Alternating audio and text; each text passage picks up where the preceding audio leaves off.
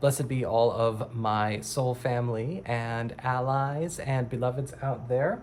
In this video, I just wanted to have a little bit of a chat about offerings and making offerings. I just made a bunch of offerings here to my beloved deities. We're actually sitting in the front room. This is a tiny sort of, I guess you could say, other altar that I have in my house that I do work at as well, but this is usually more where I would be putting my offerings and whatnot. This is in the corner of my space that is dedicated towards my loved ones on the other side, as well as my deities, and of course all I wish to keep loving contact with in the realm of spirit. And so I just made an offering of turnovers, of chocolates, of strawberries, and rum. And so eating's pretty good today. And the reason we make offerings, if you work with deities, if you work with spirits or guides, if you are thinking about it, is because, well, it's actually there are many reasons, many factors in why you might want to make offerings, or if you haven't and you are working with spirits or you are working with deities, why you might want to consider doing that.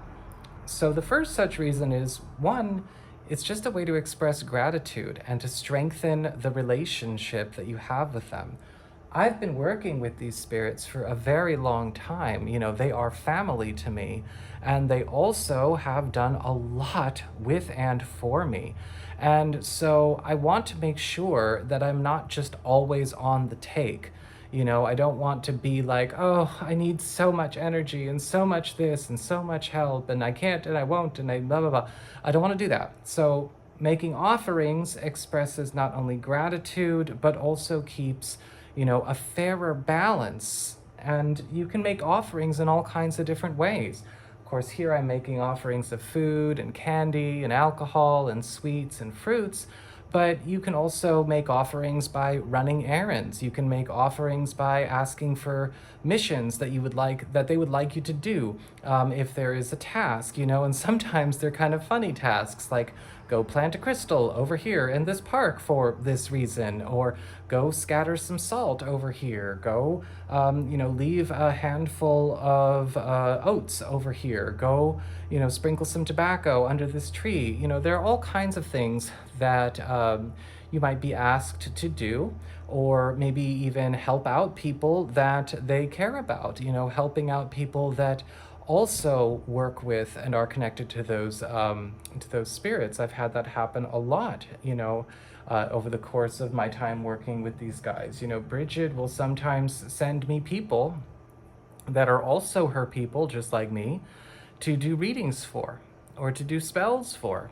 And that's another way that you can make offerings and show your kindness and your love to spirits and to deities. Another reason you want to is because it's enjoyable for them. When we talk about sensational experience, sweetness, texture, smell, taste, all of that is something that does translate to the world of spirit. And while they might not be tasting things with physical tongues or smelling things with physical noses, the sensory experience that we have when we eat or we taste or we drink or we experience, whatever we're experiencing, they get it as well. Except it's kind of more of a full energy field experience for them. And so it can actually be really cool. So there's this opportunity to also provide a special experience that, helps to set sort of a standard of equivalent exchange for the sensational experiences that they provide for you, which again, in turn, strengthens the relationship you have with spirit and your magic, and it also strengthens the spells and the works that you do.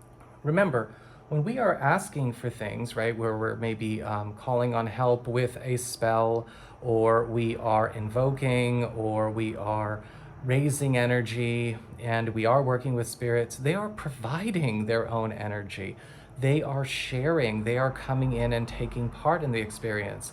I've even had plenty of situations where a spell has been taken off my hands because Cernunnos wanted to do it, or Bast wanted to do it. And so that is them giving of their own energy and their own power to you and to your purpose, to your needs.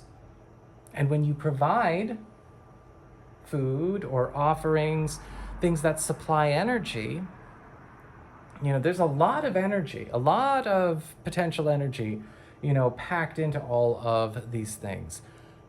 It goes towards the work that they're doing for you as well. So it can also be a way of not only showing love and care, affection, and appreciation, but also kind of creating a bit of a storage bank of energy that you might not know they're taking a draw upon later on to help you with something you're doing with your magic. And we don't want to be in a situation where our spirituality, our magical practice, or our spiritual path is just about always healing, finding ourselves, and being on the take, right? No. We want to be in a situation where we have a good, strong, healthy, and balanced relationship. And so might be time to make an offering, might be some time to think about, ways that it can not only make a more intimate experience with your deities, but also a way to actually further your own path, further your own creations, further your own spell work.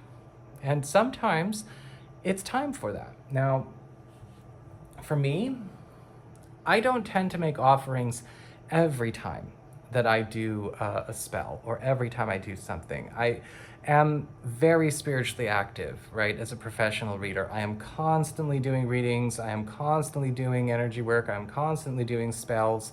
So, making offerings every single time is just going to end up creating a bit of a cluttered mess around my house. So what I like to do is I like to set aside a time, typically on the weekend, where I will make offerings, and I will just simply provide a bit of a feast for them instead of, all right, so here is a shot of rum and I'm going to place it next to this candle, we're going to work together. Or here is, some chocolate or some fruit, and I'm going to place this on a plate next to the whatever spell we're working on here.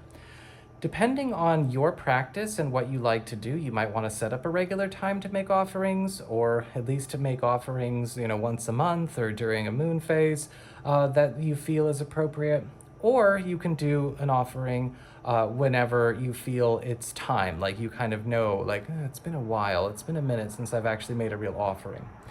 Now, what you can do for offerings, it's all up to you. The safest bet always, coffee, sweets, fruits, alcohol, and tobacco. And so you can always, you can't do wrong with those offerings. If you want to make offerings, like I said, I've given them rum, turnovers, strawberries, and chocolate that hit all across the board. But making them a cup of coffee will also do. Maybe even deciding that you want to go the extra mile, study a little bit. What do your deities like? What do your deities enjoy as far as, their own personal offerings?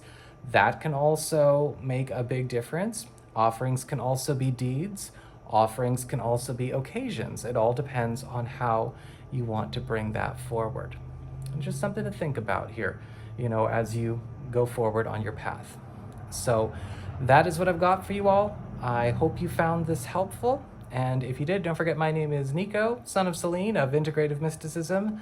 And if you ever want to get a personal reading with me, go on ahead to my website, integrativemysticism.com. I'll be back again with more videos soon.